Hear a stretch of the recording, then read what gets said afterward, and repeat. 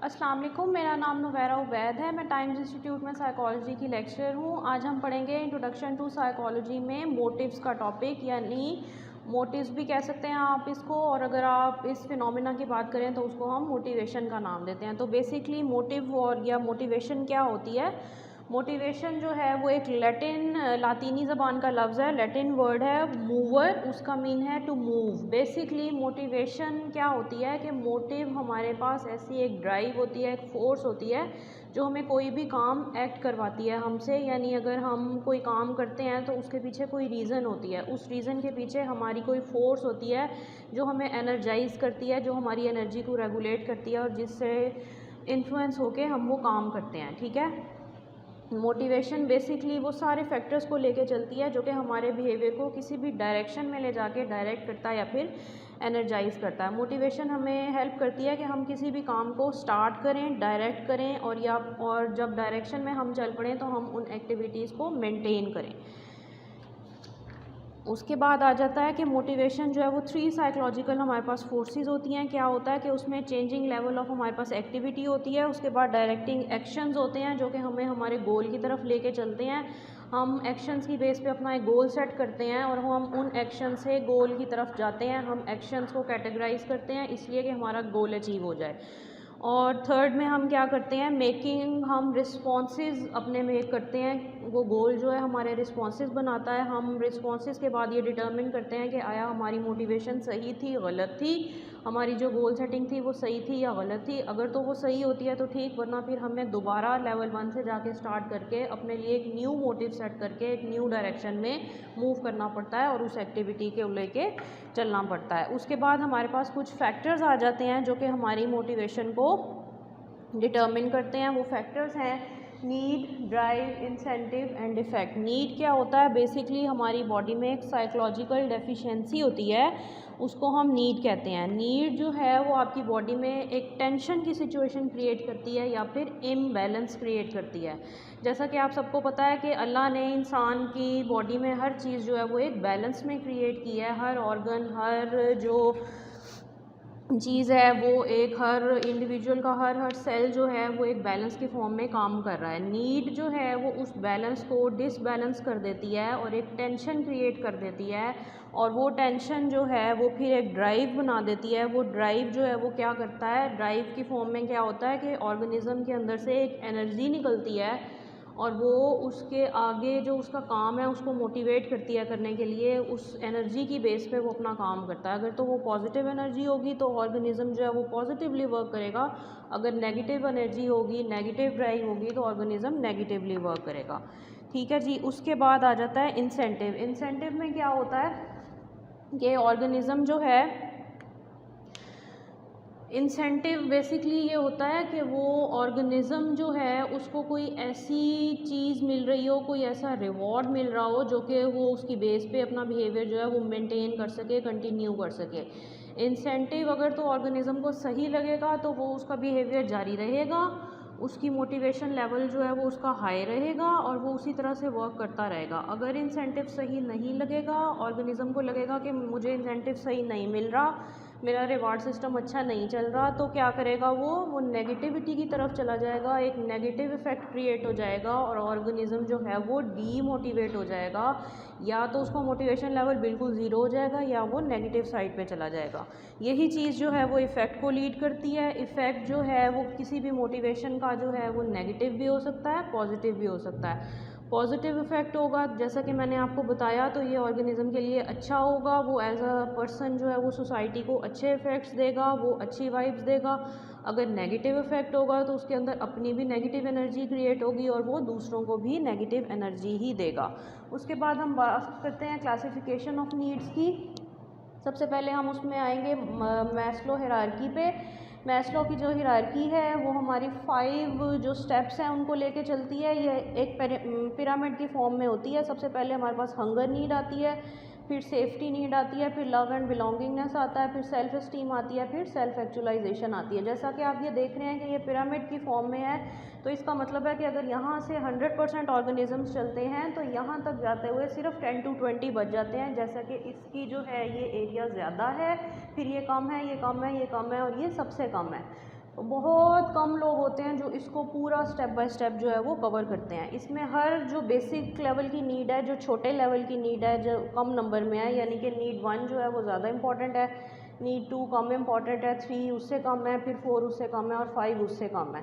अगर कोई बंदा यहाँ तक पहुँच जाएगा लेकिन उसको अपनी सेफ्टी जो है वो डेंजर में महसूस होगी, या अगर उसको भूख या प्यास लगी होगी, या वो हंग्री होगा या थर्स्टी होगा, तो वो वापस उस नीड की तरफ आ जाएगा और ये नीड जो है वो सबसाइड हो जाएगी। यानी बेसिक लेवल की जो नीड होती है वो हमेशा डोमिनेट करती है कम्प्लेक्स लेवल की नीड को। हंगर और बेसिक जो बायोलॉजिकल नीड्स होती हैं वो इसमें आ जाती हैं। हंगर आ गया, आपकी थर्स्ट आ गई। सेफ्टी का मतलब है अगर आप जैसे एक आपका एनवायरनमेंट है, आप उसमें सेफ़ फील कर रहे हैं, आप अच्छी तरह रह रहे हैं, तो इसका मतलब है आपकी ये दोनों चीज़ें पूरी हो गई। और फिर आप लव एंड बिलोंगिंगनेस में क्या करते हैं कि आप अपने रिलेशनशिप्स अच्छे बनाते हैं, आप कोशिश करते हैं कि आप अपने जो आपके प्यारे होते हैं उनके साथ आप अच्छी तरह रहें, अच्छी बॉन्डिंग करें। फिर आप सेल्फ़ एस्टीम की तरफ चले जाते हैं, यानी सेल्फ़ एस्टीम, आप अपने बारे में अच्छा फ़ील करते हैं। सेल्फ़ एस्टीम बेसिकली क्या होती है कि आप अपने आप को कैसे लेते हैं, अपने बारे में क्या सोचते हैं, अपनी चीज़ों को कैसे देखते हैं, एज अ पर्सन अपने आप को आप कैसे इंटरप्रेट करते हैं। आपकी ये सब चीज़ें अच्छी होंगी तो ही आप अपने बारे में अच्छा फ़ील करेंगे। अगर आपको लगेगा कि आपके इर्द गिर्द के लोग आपसे इरिटेट हो रहे हैं, वो आपसे प्यार नहीं करते, आपसे क्लोज़ नहीं है, तो आप अच्छा फ़ील नहीं करेंगे। किसी ना किसी लेवल पे आपकी ये नीड ज़रूर इफ़ेक्ट होगी। जब आपकी ये सारी नीड्स पूरी हो जाएंगी तो आप सेल्फ एक्चुअलाइजेशन की तरफ चले जाएंगे, यानी आप वैसे ही हो जाएंगे जैसा कि अल्लाह ने आपको बनाया है, या जैसे आप अपने आप को देखना चाहते हैं, या जो आपकी एक बेसिक जो एनर्जी है लाइफ में, जो आप अचीव करना चाहते हैं, जिस पॉइंट पे जाना चाहते हैं, जो आपकी एनर्जी है मैक्सिमम लेवल, आप उस तक चले जाएंगे। अगर इनमें से कोई भी नीड पूरी नहीं होगी तो बेशक आप यहाँ चले भी जाएंगे तो फिर आप वापस उसी स्टेप पे वापस आ जाएंगे और फिर आपको उसी लेवल से दोबारा स्टार्ट लेना पड़ेगा। ठीक है जी। उसके बाद हम बात करते हैं टाइप्स की। टाइप्स जो हैं वो हमारे पास दो टाइप्स होती हैं, एक प्राइमरी नीड्स होती हैं, एक सेकेंडरी नीड्स होती हैं। प्राइमरी नीड जो है वो हमारे पास बेसिक नीड्स होती हैं और सेकेंडरी नीड जो है वो हमारे पास कम्प्लेक्स नीड होती हैं। ये हमारे पास बायोजेनिक होती हैं और ये सोशियोजेनिक होती हैं। प्राइमरी नीड्स में हमारे पास आ जाती हैं needs hunger, thirst, temperature, sleep, pain, sexual, maternal, fatigue और एक्सक्रीशन। सबसे पहले हम हंगर के बारे में पढ़ेंगे।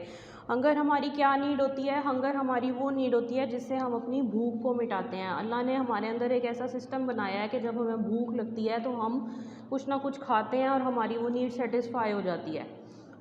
अब ये वही बात आ गई कि आप जहाँ भी जिस भी सिचुएशन में, आप कहीं बैठे हैं, आप ऑफिस में बैठे हैं, आप स्कूल में, कॉलेज में, किसी ऑर्गेनाइजेशन में, कहीं भी, लेकिन अगर आपको भूख लग रही है, आप बहुत अच्छे से अपना काम करके आए हैं, सब कुछ प्रिपेयर करके आए हैं, लेकिन जैसे ही आपको भूख लगने लगी तो आपका दिमाग जो है वो चलना बंद हो जाएगा और आपका दिल करेगा कि आपके सामने कुछ खाने का आए। जैसे ही आप खाएंगे आपका एनर्जी लेवल दोबारा बूस्ट हो जाएगा और आप वापस सेफ फील करने लग जाएंगे और आप अपनी एक्टिविटी जो है उसको जारी रखने लग जाएंगे।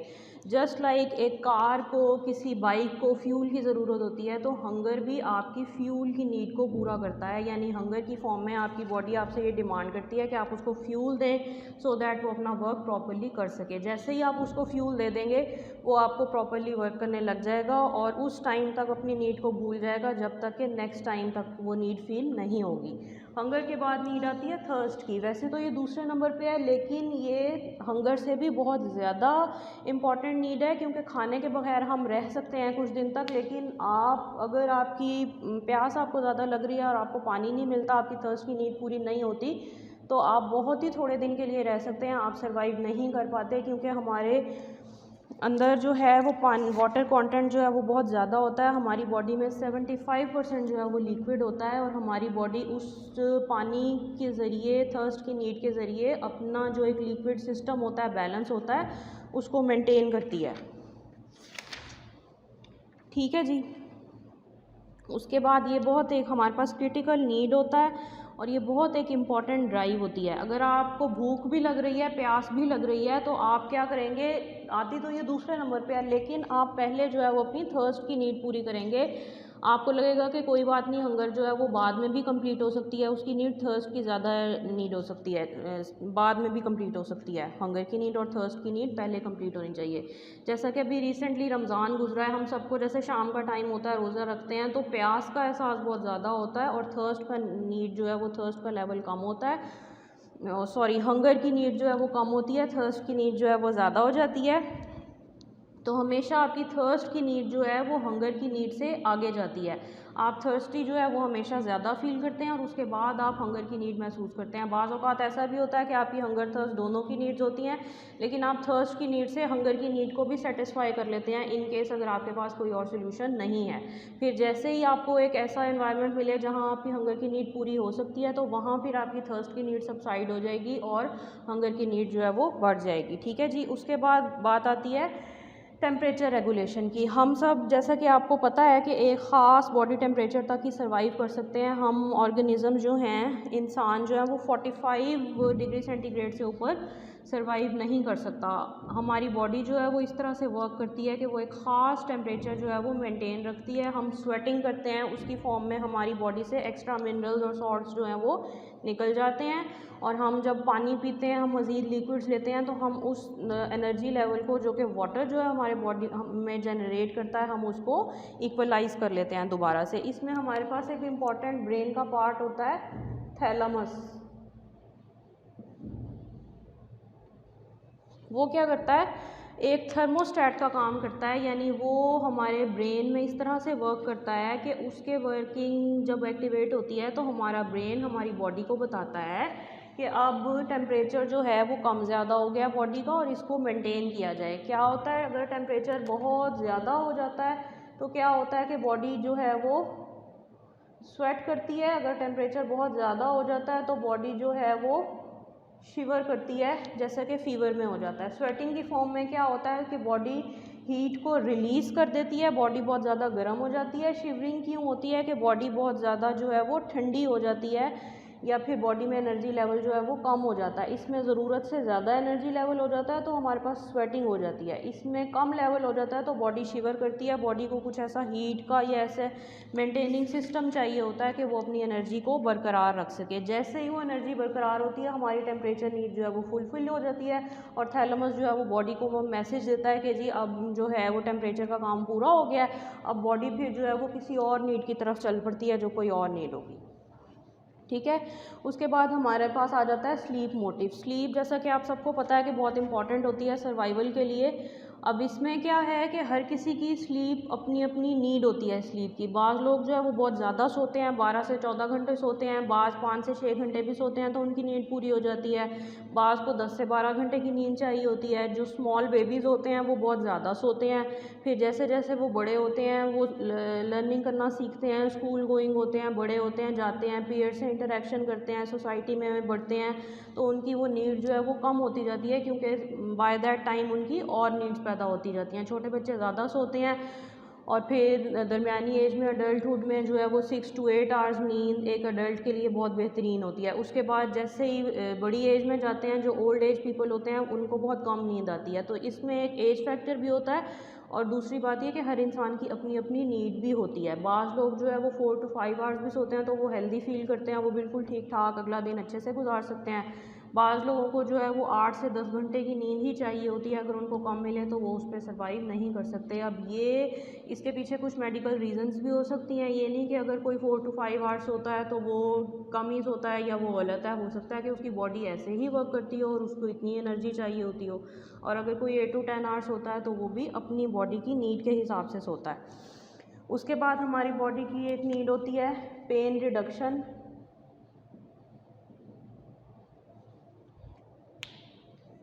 ये नीड जो है वो सेफ्टी नीड से हमारे पास लिंक कर रही है। वो कैसे, कि इसकी बहुत ज़्यादा एक ना सर्वाइवल वैल्यू है। हमारी बॉडी जो है वो हमें सर्वाइव करने में हेल्प करती है पेन को अवॉइड करके। जैसे आप कहीं आग जलाते हैं या चूल्हे के पास जाते हैं तो आप एकदम से अपना हाथ या उंगली जो है वो पीछे कर लेते हैं। बहुत ज़्यादा ठंडा पानी होता है तो आप उससे हाथ पीछे कर लेते हैं। जैसे बहुत गर्म कोई चीज़ होती है, कोई बहुत ज़्यादा गर्मी होती है, या जैसे बहुत गर्म पानी होता है तो आप एकदम हाथ पीछे कर लेते हैं। आपका ब्रेन जो है वो आपकी बॉडी को मैसेज देता है, आपके पेन सेंसर्स को एक्टिवेट कर देता है, और वो उस एक्टिविटी को फील करते हैं और आप उसको हाथ अपना पीछे कर लेते हैं। ठीक है, आप बैक ऑफ कर लेते हैं, और आपका ब्रेन जो है वो आपकी बॉडी को मैसेज देता है कि जी अब हम सेफ़ मोड में आ गए हैं, अब हम सेफ़ जोन में हैं, तो अब हम कोई और नीड पूरी कर सकते हैं। हमारी बॉडी जो है वो नेचुरली, हमारा जो ऐसा सिस्टम है कि हमारी बॉडी पेन रिडक्शन में हमें हेल्प करती है।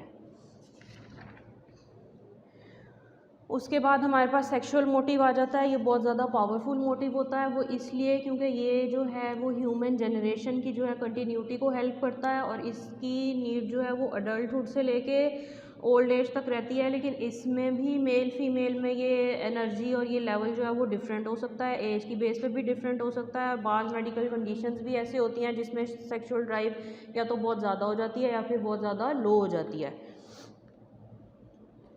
और ये सोशलाइजेशन पे भी डिपेंड करता है। अगर आपका कोई ऐसा सर्कल है जिसमें कि ऐसे आपके लोग हैं या ऐसी आपकी कंपनी है जिनमें बहुत ज़्यादा ये सेक्सुअल ड्राइव है, तो आप में भी बहुत ज़्यादा हो जाएगी।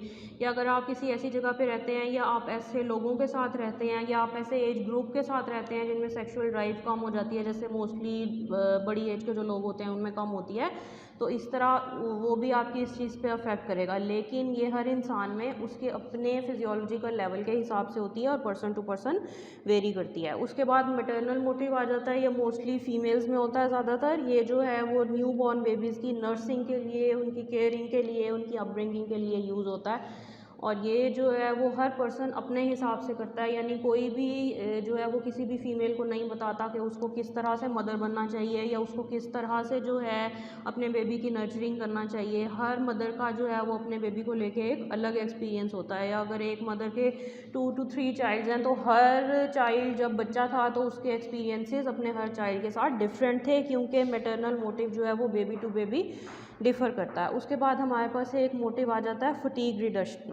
रिडक्शन। फटीग की हमारे पास 2 टाइप्स हो सकती हैं, या फिर एक जो है वो फिज़िकल हो सकती है या एक हो सकती है साइकोलॉजिकल। फ़िज़िकल फटीग जो है वो क्या होती है कि अगर आप बहुत ज़्यादा आपने कोई फ़िज़िकल एक्टिविटी की है तो आप क्या होता है कि उसकी बेस पे आपकी बॉडी बहुत ज़्यादा थक जाती है और आपसे ये डिमांड करती है कि आप अपनी स्लीप वाली नीड की तरफ जाएं या आप रिलैक्सेशन की तरफ जाएं। तो क्या होगा कि आपकी बॉडी जो है वो आपको ऐसी एनर्जी देगी कि आपका एनर्जी लेवल दोबारा से बूस्ट हो जाएगा और आप अपनी फर्दर नीड्स की तरफ बढ़ सकेंगे। जो साइकोलॉजिकल फटीग होती है वो किस तरह से होती है, उसके डिफरेंट फैक्टर्स हो सकते हैं। अब ये अगर आपको बहुत ज़्यादा ही आपकी कोई ऐसी क्लिनिकल कंडीशन है कि जिसकी बेस पे आपको साइकोलॉजिकल फटीग है, या फिर आपकी कोई ऐसी मेडिकल कंडीशन है जिसकी वजह से साइकोलॉजिकल कंडीशन क्रिएट हो रही है, तो ये आपको एक प्रॉपर न्यूरोलॉजिस्ट या साइकियाट्रिस्ट या एक प्रॉपर जो कि डॉक्टर होता है वही बता सकता है कि आपकी ये फटीग क्यों है और उसका क्या ट्रीटमेंट है। Basically most of the time जो फिज़िकल फटीग और साइकोलॉजिकल फटीग होती है ये आप खुद ही ट्रीट कर सकते हैं। बहुत स्पेयर केसेस में ही होता है कि आपकी कोई ऐसी कंडीशन है जिसकी बेस पे आपको फटीग हो रही है, तो वो आपको किसी ट्रेंड प्रोफेशनल के पास जाके उसका ट्रीटमेंट कराना पड़ता है। क्योंकि ये सब बेसिक लेवल की नीड्स हैं, तो ये आप एक इंडिविजुअल अपने ही आपको सही करके और अपना एनालिसिस करके उनको पूरा कर सकता है। ठीक है जी। उसके बाद एक्सक्रीशन मोटिव आ जाता है। एक्सक्रीशन मोटिव में हमारे पास ना बोल एंड ब्लैडर सिंड्रोम होता है। हमारे पास क्या होता है, ये एक्सक्रीशन मोटिव ऐसे काम करता है कि हम जो भी हम ग़िज़ा खाते हैं, जो हम चीज़ें खाते हैं, वो अल्लाह ने हमारे अंदर ऐसा सिस्टम बनाया है कि हमारा एक डाइजेस्टिव सिस्टम होता है। वो चीज़ें हम डाइजेस्ट करते हैं, जो चीज़ें हम डाइजेस्ट करने लग जाते हैं वो हमें एनर्जी देते हैं, और जो चीज़ें हम ख़त्म कर लेते हैं या जो बॉडी हमारी जिनको डाइजेस्ट नहीं कर पाती स्मॉलर मॉलिक्यूल्स में, उनको डिवाइड नहीं कर पाती, वो क्या करती है कि उनको इस तरह के स्मॉल मॉलिक्यूल्स में जो है वो ब्रेकअप कर देती है कि वो हमारी बॉडी से निकल जाते हैं। और उसमें क्या होता है कि हमारे पास जो यूरिनरी हमारा सिस्टम होता है, ब्लैडर सिस्टम होता है, वो क्या करता है कि हम यूरिनेशन से क्या होता है, जो हमारे सॉल्ट्स होते हैं और वाटर लेवल होता है हम मेंटेन कर लेते हैं। अगर हमारा यूरिनरी साइकिल ख़राब है, अगर हमारी यूरिनेशन सही नहीं है, तो हमारी बॉडी जो है वो इस चीज़ से प्रॉब्लम हमारी क्रिएट होगा और उससे हमारी बाकी बॉडीली नीड्स जो हैं वो ख़राब होंगी और हमारे बाकी सिस्टम्स ख़राब होंगे। इसी तरह हमारा जो बॉवल सिंड्रोम है वो भी हमें हेल्प आउट करता है इससे। अगर आपका एक सही साइकिल सही नहीं है, या अगर आपको सही तरह से आपकी वॉशरूम ट्रेनिंग पूरी नहीं है, या कोई भी आपका ऐसा फैक्टर है जिसकी वजह से आप अपने फीकल मटेरियल को एक्सट्रैक्ट नहीं कर पाते हैं, तो उससे भी आपको बहुत सारे और स्टमक के प्रॉब्लम्स हो सकते हैं, इंटेस्टाइन के प्रॉब्लम्स हो सकते हैं। तो ये वाली चीज़ जो है वो अच्छे से होना और अच्छे से वर्क करना बहुत ज़रूरी है। इसी तरह ही आप अपनी इस नीड को पूरा कर सकते हैं। तो आपकी ये दोनों चीज़ें सही होंगी तो ही आपका ये एक्सक्रीशन मोटिव सही होगा। दोनों में से कोई एक भी चीज़ ख़राब होगी तो आपके ऑन द होल आपके एक्सक्रीशन मोटिव को ख़राब करेगी। बस आज के लिए इतना ही। नेक्स्ट टाइम हम पढ़ेंगे सेकेंडरी मोटिव्स। ठीक है जी।